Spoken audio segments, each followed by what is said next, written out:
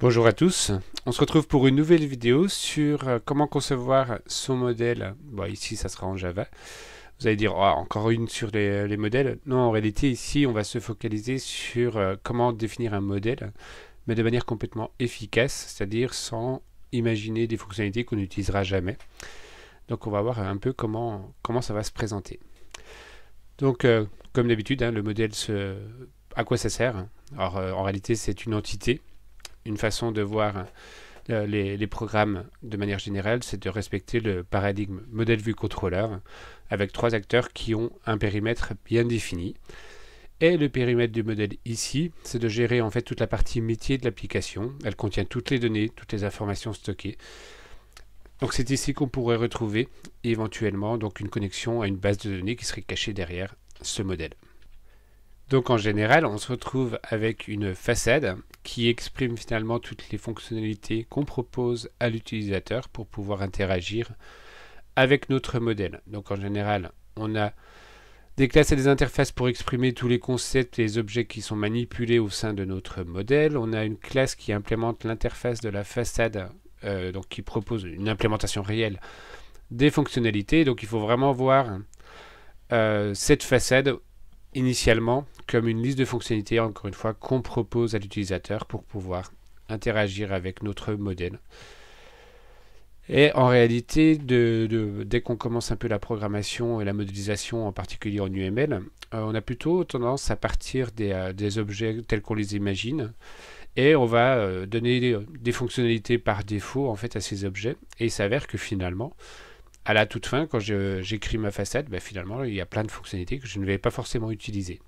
Donc c'est pour éviter ce genre de production inutile que j'ai pensé à faire cette vidéo. Et en particulier, j'avais un peu questionné sur LinkedIn mes anciens étudiants, donc environ 900 étudiants que j'ai dans ce réseau. Et pas mal m'ont fait des retours justement sur le fait qu'en réalité, effectivement, on a plus une stratégie qui évite justement de produire du code inutile. Pourquoi? Parce que si on produit du code qui ne sert à rien, c'est du temps perdu pour faire autre chose quelque part. Donc pour essayer de satisfaire en tous les cas ce besoin, finalement je me suis dit pourquoi pas. Alors ça n'a rien d'innovant, c'est un truc complètement logique finalement. Il s'avère qu'en réalité il y a des méthodologies qui sont définies exactement comme ça, mais ce sont des principes qui sont aussi utilisés au sein des entreprises. Donc là, pour le coup, moi je propose dans un premier temps de définir tout d'abord la structure de données en termes de classe, d'interface, de classe abstraite. Mais ici, on se fiche des fonctionnalités. On veut juste faire apparaître les attributs quelque part des classes, qui contient quoi, quels sont les types abstraits qu'on va manipuler, donc soit par via des interfaces ou par des classes abstraites. Et enfin, on va penser en termes d'héritage, mais uniquement dans une vision de sous-type. Pourquoi? Parce que quand une classe hérite d'une autre, finalement, ça veut simplement dire qu'elle est du même type que l'autre, mais elle est aussi, elle a son propre type elle-même. Donc il y a une espèce de structure hiérarchique des types induite par l'héritage. Et une fois en fait qu'on a notre structure bien définie, la seconde étape, ça va être de définir vraiment l'interface de la façade, les listes de fonctionnalités qu'on propose à l'utilisateur. Et pour faire cette façade, on va uniquement se baser sur des objets qu'on appelle des DTO, pour Data Transfer Object, et des types primitifs. Alors quand je dis utiliser, ça veut simplement dire que dans votre interface Java, les seuls types qu'on va voir apparaître, ce sont soit des DTO, soit des types primitifs de Java, donc des strings, double et tout ce genre de choses. Et le dernier ingrédient quelque part pour concevoir nos interfaces, ça va être l'utilisation d'exceptions fonctionnelles qu'on va définir évidemment. Une fois qu'on a fait déclaré notre interface de façade, on va s'intéresser à l'implémentation de cette façade. Et le but du jeu, ça va être au fur et à mesure qu'on va implémenter notre fonctionnalité courante, on va dire, de A à Z, on va pouvoir éventuellement avoir besoin de certaines fonctionnalités qui n'existent pas dans nos objets métiers, parce que pour l'instant ils sont vides de fonctionnalités. Et donc on va enrichir nos objets métiers des fonctionnalités nécessaires pour répondre à la fonctionnalité courante. Une fois qu'on a fini notre implémentation dans notre façade, on va s'intéresser du coup aux objets métiers qui ont été modifiés et on va développer les fonctions demandées au sein de ces classes-là. Et cette approche finalement qu'on pourrait dire top-down quelque part. Pourquoi top? Parce que finalement on part de l'interface de notre façade quelque part, de notre modèle, et on va descendre jusqu'aux objets métiers en propageant ce dont j'ai uniquement besoin pour définir ma façade. Et donc finalement on se retrouve avec des classes métiers qui auront uniquement ce dont on a besoin pour réaliser nos fonctionnalités. Et évidemment, si on teste une fonctionnalité à chaque fois qu'on en produit une, ben c'est encore mieux. Et c'est ce que je vais essayer de vous montrer en fait durant cette vidéo. Donc là, on va se focaliser sur un petit jeu. Donc c'est pas un jeu client-serveur, hein, c'est juste un jeu monoposte que vous avez sur votre PC par exemple. Et le jeu, ça va être un pendu. Donc le pendu, on va être capable de se connecter à cette application. Et ensuite pouvoir jouer pour essayer de trouver un mot qui va être tiré aléatoirement par l'ordinateur quelque part, et on a le droit à 5 erreurs en fait pour réussir à découvrir ce mot. Donc ce n'est pas une application client-serveur, on aura besoin d'une connexion, d'une déconnexion pour éventuellement avoir plusieurs profils qu'on pourrait gérer dans notre application. On pourrait récupérer les statistiques de l'unique utilisateur connecté. Alors j'insiste là-dessus, vu que ce n'est pas une application client-serveur, ici à chaque fois qu'un individu sera connecté, il sera le seul finalement connecté à cette application. Ce qui a un impact finalement sur la façade qu'on va proposer. On devra évidemment proposer une fonctionnalité qui permette à l'utilisateur de proposer une lettre, afin de deviner le mot qu'il doit deviner. On va pouvoir aussi récupérer de l'information, c'est-à-dire où en suis-je dans mon enquête. C'est le mot en cours de découverte, ainsi que le nombre de tentatives qu'il me reste pour réussir à le découvrir. Et enfin, on peut éventuellement imaginer qu'on puisse récupérer toutes les parties que j'ai jouées jusqu'à présent. Donc une fois qu'on a un peu le contexte en tête, il va falloir définir finalement nos classes métiers, en termes uniquement de structure de données. Donc là, je vais avoir une classe tentative, qui va être constitué de 3 éléments essentiellement. Le mot en cours de découverte, c'est-à-dire là où j'en suis dans mon enquête. Je suis parti avec que des étoiles. Et à chaque fois que j'ai découvert une vraie lettre, je vais remplacer l'étoile par cette vraie lettre. Il va y avoir le challenge en cours. C'est le mot que je dois découvrir dans cet objet tentative. Et enfin, un entier qui représentera le nombre de tentatives restantes qu'il me reste. Quand je dis tentative, c'est plutôt le droit à l'erreur en réalité. Et j'aurai aussi donc une classe utilisateur qui va contenir le pseudo de l'utilisateur. Alors je pars pas sur un truc pseudo password ici, mais j'ai juste le pseudo en fait qui va me permettre de gérer un compte quelque part. Dans cet utilisateur, on aura aussi sa partie qu'il est en train de jouer et un historique de toutes les parties passées avant la partie courante.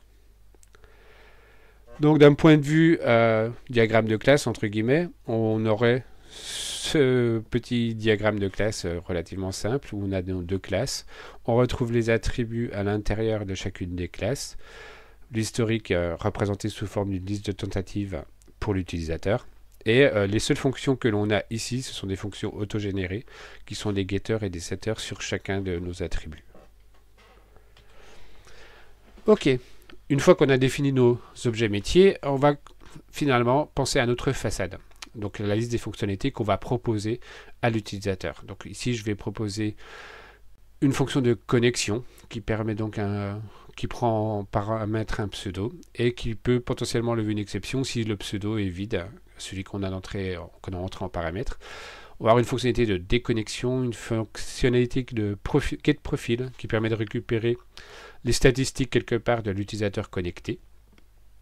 On va avoir la fonctionnalité proposer lettre qui prend uniquement une lettre en paramètre. Alors, vous remarquez en fait que si je prends ce modèle-là, enfin cette façade-là, que je veux l'appliquer sur une application client-serveur, il n'y a aucune chance que ça marche. Pourquoi? Parce qu'évidemment, il manque, dans ce cas, pour être sur un client-serveur, on va se retrouver avec potentiellement plusieurs individus connectés en même temps. Et donc, toute fonctionnalité va nécessiter de savoir qui est l'utilisateur qui demande quoi en fait, et ce qui supposerait qu'on ait besoin d'un attribut, enfin d'un paramètre en tous les cas, qui permette de distinguer l'utilisateur qui te fait la requête. Là pour le coup, comme on n'a qu'un utilisateur connecté en temps réel, bah, du coup il n'y a pas besoin de se poser la question. Si c'est quelqu'un qui demande quelque chose, c'est forcément l'utilisateur qui est connecté. Donc on a réinitialisé partie que j'aurais pu appeler initialiser partie tout court, donc qui permet de réinitialiser une partie pour l'utilisateur connecté. Get tentative en cours qui permet de récupérer toutes les tentatives, la tentative en cours de l'utilisateur connecté. Et get historique qui nous permet de récupérer tout l'historique des différentes parties passées de l'utilisateur connecté. Donc je pars uniquement sur ces fonctionnalités-là. Vous remarquez que mon IDE n'est pas très content, il indique des trucs en rouge. Évidemment, ce sont tous des objets qui n'existent pas encore.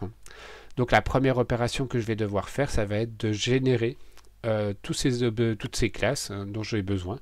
Donc on aura des exceptions qui vont être générées pour pseudo-vide, aucun utilisateur connecté, actif, pardon, victoire exception, défaite exception. Toutes ces exceptions-là vont être générées, ainsi que les DTO que je vais utiliser, les Data Transfer Object, profil DTO qui est là, ou encore tentative DTO. Donc pour les DTO, comme je le dis ici, en fait, on se retrouve dans un cas où c'est juste du monoposte, hein, mais je pense que de manière générale, c'est quand même plus pratique d'utiliser des DTO. Les DTO, ce sont des objets, alors que j'ai dit déconnectés, connectés aux objets métiers. Ils sont connectés de manière sémantique, dans le sens où une tentative DTO représente quelque part l'objet métier tentative, que le profil DTO représente quelque part un utilisateur, mais ils sont déconnectés en termes de type. Ils ne sont pas du tout du même type que profil, qu'utilisateur ou que tentative. Ce sont juste une espèce d'extraction des données à partir des objets métiers que je vais pouvoir du coup transférer côté client si j'ai envie, dans le cadre d'une application client-serveur en particulier.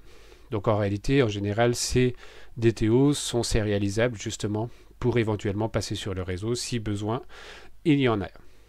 Et donc dans ces DTO, on a uniquement des attributs et des getters-setters. On appelle ça des POJO pour simplifier. Donc ce sont que des objets, il n'y a aucune logique métier à l'intérieur, c'est uniquement des getters et des setters. Concernant l'organisation, donc on a généré les DTO, on va générer les exceptions et l'idéal c'est de les organiser dans notre code. Ici j'ai regroupé tous les DTO dans un package DTO, j'ai regroupé toutes les exceptions dans un package exception. Et idéalement, techniquement, on est capable aussi de pouvoir générer juste un projet avec ces deux packages et toutes les classes qui vont à l'intérieur, de telle sorte à ce qu'on puisse générer une espèce de librairie qu'on pourrait utiliser soit côté serveur, soit côté client, pour éviter d'avoir à retaper éventuellement côté client des objets qui seraient capables de capturer ces fameux DTO, qui auraient été sérialisés par exemple. Ok, donc concernant la façade, une fois qu'on a la définie en termes d'interface, il va falloir s'intéresser à l'implémentation. Donc là, on retrouve les structures de données que j'ai utilisées dans façade pour du offline et MPL. On a la map des utilisateurs, chaque utilisateur est indexé par son pseudo, ici. On a une liste de strings qu'on a appelée dictionnaire, qui est finalement tous les mots potentiellement qui peuvent être potentiellement un challenge pour l'utilisateur. Donc c'est là-dedans que l'ordinateur va tirer au hasard le mot à deviner pour créer une partie. On aura l'utilisateur courant, donc l'utilisateur connecté actuellement, et on a une constante ici, max tentative, qui permet de paramétrer quelque part notre modèle en disant, voilà, j'aurai un nombre de tentatives max de 5 tentatives par exemple. 5 droits à l'erreur, pour être plus précis. Et on retrouvera du coup toutes les implémentations de chacune des fonctionnalités déclarées dans l'interface. Alors, on peut aussi noter un truc, c'est sur la visibilité des attributs. Donc on voit qu'il y a un petit cadenas à côté de dictionnaire et de la constante max tentative. Sous-entendu, ils sont privés, alors que les autres ne le sont pas, mais ils ne sont pas publics non plus. En réalité, ils sont de visibilité package. Alors pourquoi j'utilise cette visibilité-là? C'est uniquement à des fins de test que je vais faire après. Je l'expliquerai au moment voulu, en fait, quand on parlera des tests de fonctionnalité. Donc, n'oubliez pas que pour l'instant, j'ai opté pour une visibilité package pour ces raisons-là. On va les comprendre après. Et donc, l'idée, en fait, ça va être de définir chacune des fonctionnalités les unes après les autres. En gros, on passera à une autre fonctionnalité uniquement quand j'aurai intégralement développé une fonctionnalité et qu'en plus, je l'aurai testée. Donc là, pour la connexion, il s'avère qu'en réalité, tout ce que j'ai actuellement me permet de définir la fonctionnalité connexion sans aucun problème. Il n'y a pas de manque au niveau des données présentes. Donc là, ici, j'ai juste un if qui vérifie que le pseudo n'est pas ou ne peut pas se réduire à la chaîne vide. Sinon, je lève une exception. Et sinon, après, une fois que je passe le if, je suis certain que le pseudo est OK.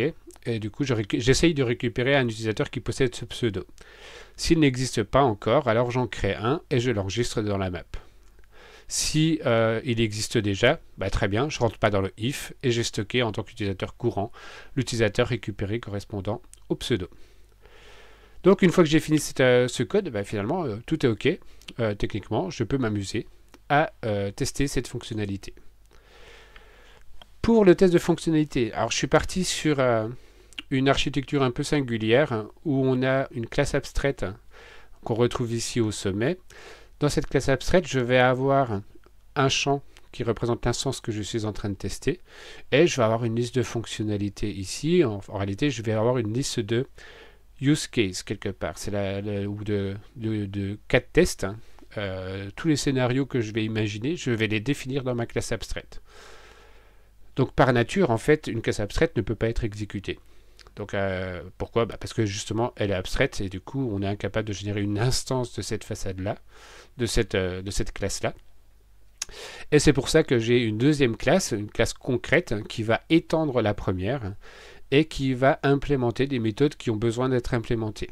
Là, vous remarquez en particulier que getFaçade.offline, c'est une méthode qui est abstraite parce qu'elle est entourée en pointillés, entre guillemets. C'est pas une ligne continue. Tout comme verdict connexion OK. Pour comprendre ce qui se passe réellement, ce que j'ai envie d'avoir, en fait, c'est que j'ai une fonction qui me propose de générer une instance à tester. Et il y a certaines choses que je ne suis pas capable de vérifier dans la classe abstraite parce que je ne connais pas la spécificité finalement de l'instance que je suis en train de tester, étant donné que je l'ai déclaré comme façade.offline. Donc c'est l'interface que j'ai. Donc il y a en particulier, s'il y a des structures de données cachées dans l'instance, je ne peux pas y accéder depuis cette déclaration-là, puisque ce n'est que le type abstrait quelque part. Donc verdict connexion OK ici aura pour but de plonger dans l'instance réelle et de vérifier que tout s'est bien passé concrètement. Et c'est pour ça qu'elle est définie en fait dans la classe de test concrète. Et vous remarquez aussi qu'il y a encore une instance ici. C'est pas la même que celle-là d'un point de vue structurel, mais en réalité ça va être la même. Simplement on va avoir une vision différente de cette instance. C'est-à-dire que je vais stocker dans cette instance une instance de façade.offline IMPL qui est techniquement un sous-type de façade.offline. Donc ici je vais créer l'instance, je vais la stocker dans ma façade, dans ma classe de test abstraite, mais je vais aussi l'intégrer en fait en tant qu'instance courante de l'autre côté. Donc ça, vous le comprendrez juste après. D'un point de vue structurel, quelque part, mon projet, du coup, on retrouve une partie source qui est sous le Java, qui est le dossier bleu, une partie test qui est sous le dossier vert. Et on remarque ici que test façade.offline n'est pas placée n'importe où, elle est placée dans le même package que la classe façade.offline et l'interface façade.offline tout court. Alors pourquoi avoir fait ce choix? Justement pour l'accès au champ package. Parce que quand on va exécuter les tests, il va y avoir une espèce de fusion des architectures, si bien que les deux classes qui sont là, interface, classe et interface, vont se situer géographiquement au même endroit que les classes de test qui sont là. Sous-entendu, test façade.offline IMPL aura accès au champ de façade pendue offline IMPL. D'où l'importance d'avoir distingué ce type-là par rapport à ce type-là. Donc ici, je vous rappelle, on essaye de tester les connexions. Donc on a notre façade pendue offline, hein, donc très générale. On a une fonction abstraite qui me permet de récupérer une instance. On a ici un before each qui va s'exécuter avant chaque cas de test qui est annoté par @test. Et donc l'idée de setup, en fait, ça va être juste de demander une instance grâce à la fonction getFacade pendue offline, qui pour l'instant est abstraite. Et ici, on a nos deux cas de test, le cas où la connexion se passe bien. Donc on a un pseudo qui n'est pas vide. On demande à l'instance de se connecter. Et on va demander de vérifier si tout est OK pour le pseudo qu'on a filé. Encore une fois, ici, on ne peut pas vérifier dans l'objet la vraie instance parce qu'on la voit pour l'instant comme étant façade pendue offline. Donc il n'y a pas de structure de données associée à cette interface, clairement. Bah, du coup, il va falloir justement déléguer à la classe concrète de test cette capacité, quelque part, à pouvoir vérifier des choses sur l'instance concrète qu'on est en train de tester. Et enfin, dans le test connexion KO, ici, donc là, on passe un pseudo vide et on vérifie que lorsque je lance la connexion avec ce pseudo vide sur l'instance courante, alors j'ai bien une exception, pseudo vide exception, qui va être levée. Et là, le test réussira uniquement si c'est le cas, en fait. Tout comme là, ça réussira si le verdict de connexion OK est satisfait. Du coup, voyons voir à quoi ressemble la classe concrète de test. On retrouve la façade pendue offline IMPL, donc la vraie instance, le vrai type de l'instance qui a été générée. Et comme je vous le disais tout à l'heure, quand je fais un getFacade pendue offline, je vais créer une nouvelle instance de façade pendue offline IMPL que je vais stocker dans cette instance-là et que je vais retourner. Donc grâce à ce code qui est là, instance qui sera là, sera techniquement le même objet que celui qui y aura dans la classe concrète, mais on aura un point de vue simplement différent à cause du type. Là on le verra comme façade pendue offline et là on le verra comme façade pendue offline IMPL.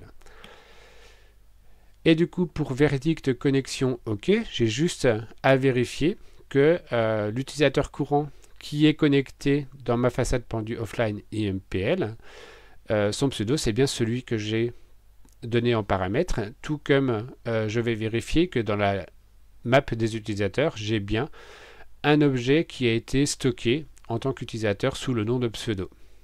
Donc je vérifie qu'il n'est pas nul. Et donc cette vérification-là va être faite quand je vais lancer cette classe de test-là. Tous les tests qui ont été définis dans la classe abstraite vont être exécutés. Mais c'est simplement que les appels qui ont aux méthodes abstraites vont être du coup résolus grâce à ce que j'ai donné dans la classe concrète. Donc là, mes deux cas de test passent dans ce cas-là. Ma fonctionnalité est validée. Je passe à la suivante. Je n'ai pas de modification à faire parce que ça s'autosuffisait. Quelque part, quand j'ai écrit connexion, je n'avais pas de besoin nécessaire en plus. Donc, pas de problème.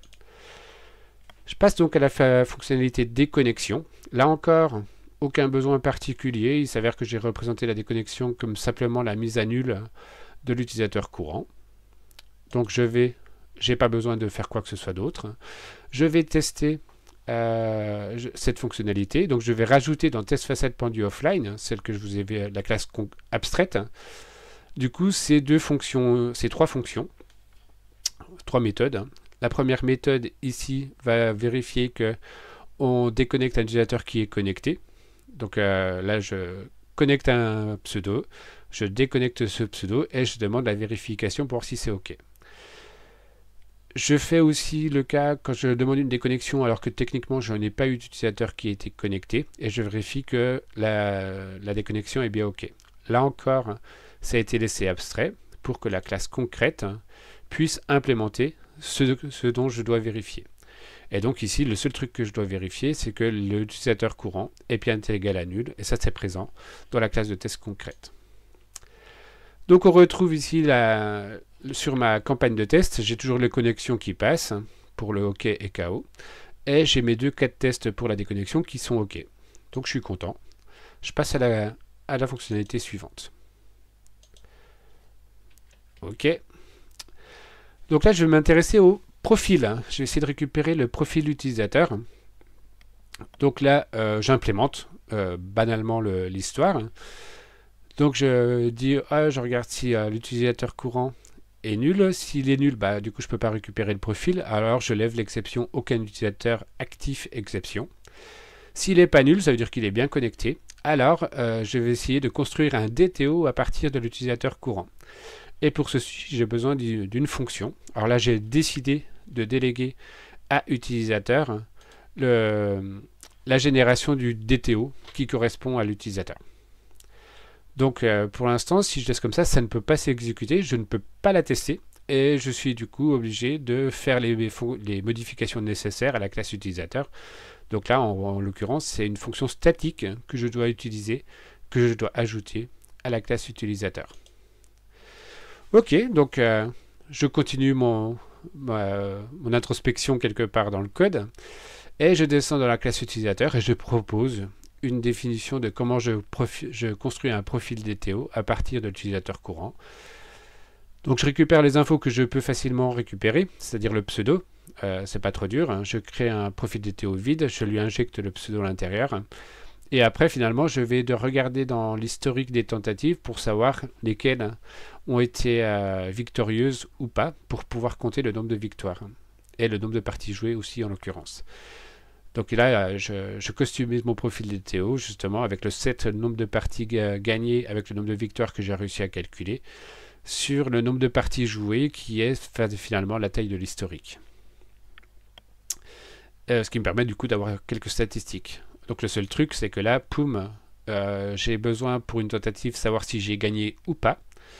Donc il y a encore quelque chose à faire et qui va se situer dans la classe tentative. Ok, donc je descends dans la classe tentative, j'ajoute isGagné, et là je dis que j'ai gagné si le nombre de tentatives restantes est strictement supérieur à 0, donc j'ai pas consommé toutes mes tentatives, et qu'en plus le mot en cours est égal au mot à découvrir. Donc là, hop, nouvelle fonctionnalité, alors une fonctionnalité métier, hein, qui n'a rien à voir avec les getters et les setters, hein. Et qui dit nouvelle fonctionnalité, dit besoin de test également. Donc là, je vais créer test tentative, hein, qui me permet de vérifier, de tester la classe tentative que je viens de faire. Donc en particulier, je vais tester isGagné, donc dans différents cas. Je vais regarder s'il me répond bien que j'ai gagné quand effectivement j'ai gagné, c'est-à-dire que j'ai une tentative dans laquelle le mot en cours de découverte est égal au mot à trouver. Et en plus, il me reste un nombre suffisant de tentatives. Alors j'ai mis 10, j'aurais dû mettre 5. Hein, je vous parle depuis le début de 5, mais c'est pas grave. C'est l'idée. Et je vérifie que tentative.isGagné me retourne bien vrai. Et après, j'ai deux cas de défaite, techniquement. J'ai le cas où je n'ai pas gagné, entre guillemets. Alors c'est pas que j'ai perdu, mais le fait que je ne gagne pas, ça veut soit dire que je n'ai pas encore terminé la partie, soit que j'ai effectivement perdu. Donc là, le premier cas ici, KO1, c'est le cas où je n'ai pas encore fini la partie. Donc là, j'ai une partie où j'ai rien découvert du tout. Je cherche le mot test et il me reste encore 10 tentatives. Si je demande si tentative est gagnée ou pas, bah là, il va me répondre faux parce que clairement, j'ai pas fini de découvrir et en plus, il me reste des tentatives. Et il y a le deuxième cas, en fait, où je n'ai pas encore découvert le mot, mais le nombre de tentatives de restantes est déjà à 0. Et dans ce cas-là, bah, j'ai perdu dans ce cas-là. Donc, je n'ai pas gagné. Donc je dois retourner faux. Donc ici, le nouvel ajout pour isGagné a été testé. Il faut que je teste aussi le test de la fonction statique toDTO que j'ai intégré. Alors là, j'ai fait un test un peu... j'ai pris un utilisateur, je le crée en fait, je crée des parties.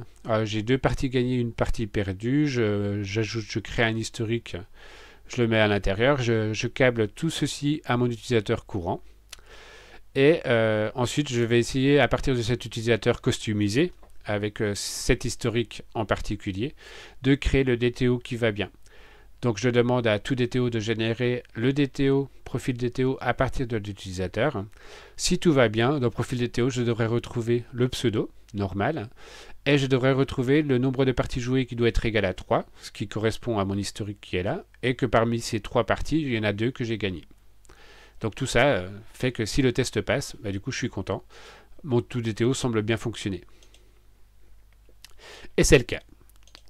Donc ici, je pars, oui, alors je ne l'ai peut-être pas dit tout à l'heure, mais je pars du principe que le tout DTO n'est pas appelé avec un objet nul.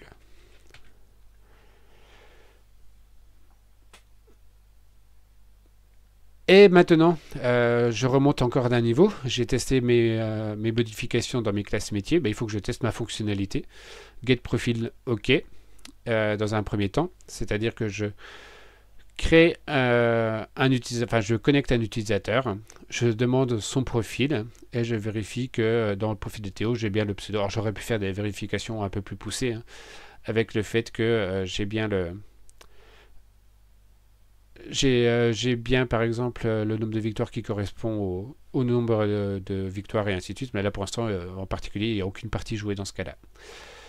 Et j'ai le test getProfil KO qui vérifie simplement que si je ne me connecte pas et que je demande à l'instance le profil, alors il devrait me lever l'exception aucun utilisateur actif exception, puisque aucun utilisateur s'est connecté.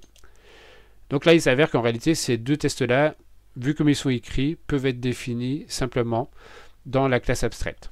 Il n'y a aucun besoin spécifique vis-à-vis de l'instance concrète que je suis en train de tester. Donc là encore, les deux tests s'ajoutent aux 4 que j'avais précédemment. Donc ça avance. GetProfil pour moi est OK. On passe à la suivante. Et là, on arrive sur un cas un peu plus... Alors, je ne vais pas faire toutes les fonctionnalités, hein, je vous rassure tout de suite. Hein, mais j'essaie de vous présenter des cas intéressants en tous les cas. Pour justement voir un peu dans les cas de figure que vous pourriez rencontrer au cours de ce développement.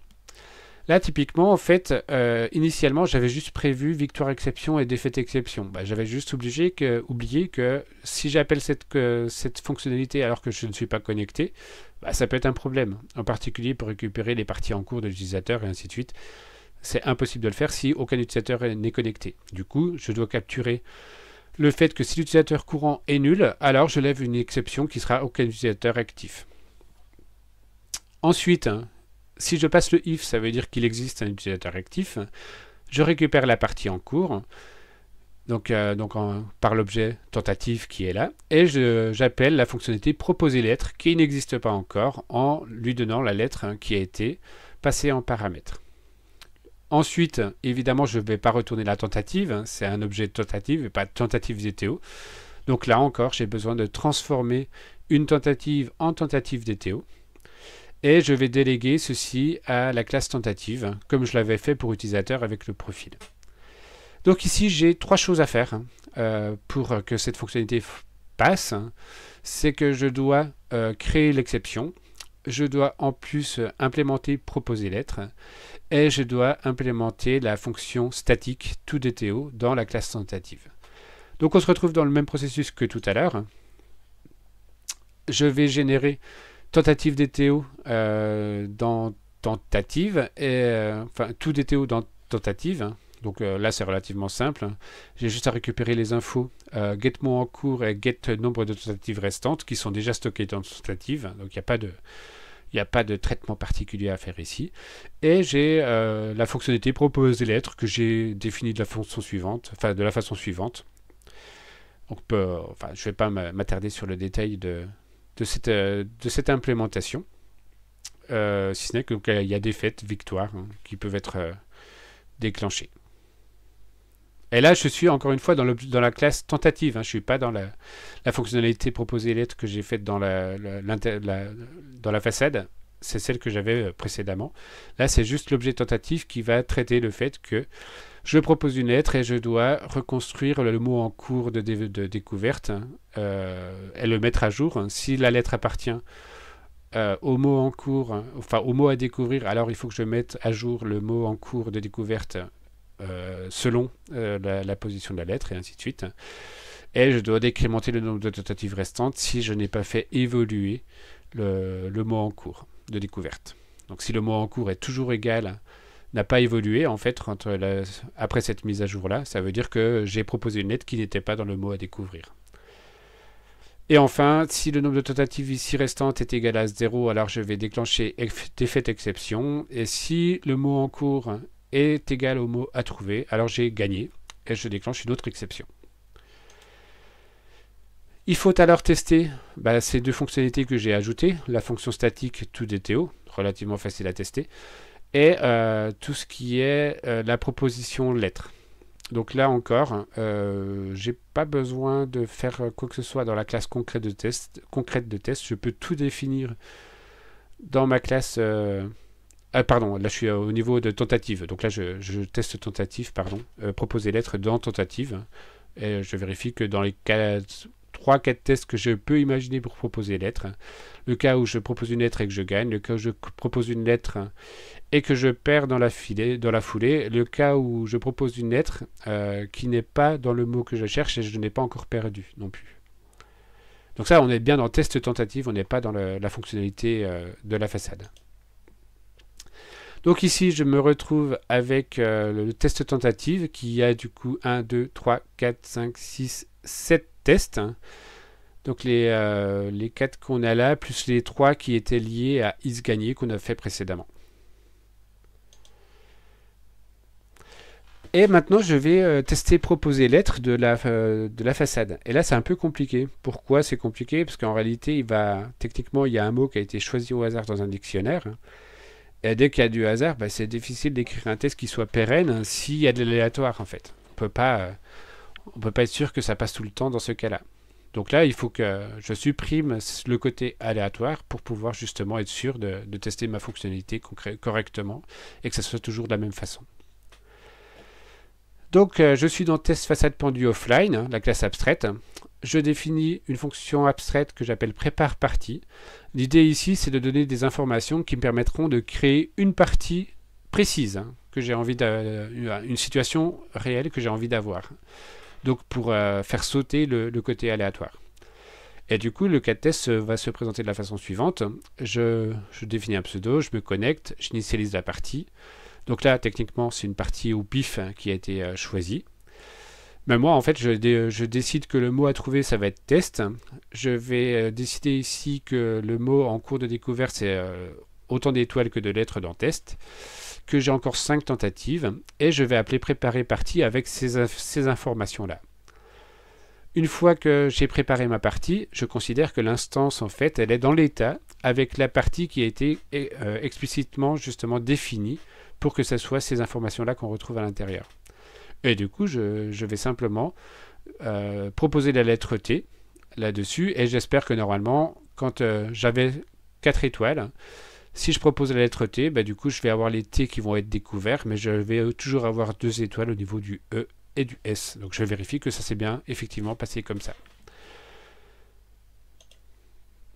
Donc, concernant la classe concrète de test, j'ai juste à définir prépare partie, que je ne peux pas faire dans la classe abstraite, encore une fois. Pourquoi? Parce que justement, je vais avoir accès ici à des attributs de l'instance de façade pendue offline IMPL, et pas façade pendue offline tout court, qui est de toute façon une interface et qui n'a donc pas d'attributs.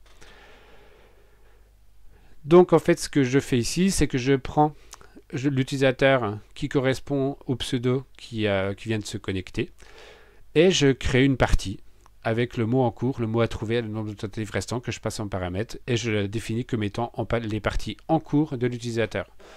Donc là, en réalité, vu que U, c'est l'adresse de l'utilisateur qui est réellement stockée dans mon modèle, le fait que je fasse une modification ici fait que techniquement, j'interagis directement avec les données dans mon modèle, et du coup, l'utilisateur est mis à jour. Donc ici, on se retrouve avec tous les tests que j'avais avant, plus les nouveaux tests concernant proposer lettre. Donc ici, j'ai proposé lettre non devinée, proposé lettre tout court. Donc c'est quand je devine une lettre, et j'ai proposé lettre qui m'oriente vers une victoire, tout comme j'ai proposé lettre qui m'oriente vers une défaite. Ok, donc après évidemment, toutes les fonctionnalités qui suivent, je vais faire exactement la même approche. Je vais développer fonctionnalité par fonctionnalité, propager les modifications au sein des objets métiers, tester toutes les modifications que j'ai faites dans les objets métiers, ainsi que dans ma fonctionnalité elle-même. Et par nature, à la fin, j'aurai dans mes objets métiers uniquement les fonctionnalités dont j'ai besoin en réalité pour faire ma façade. Donc, en d'autres termes, j'ai les fonctionnalités qui répondent aux besoins.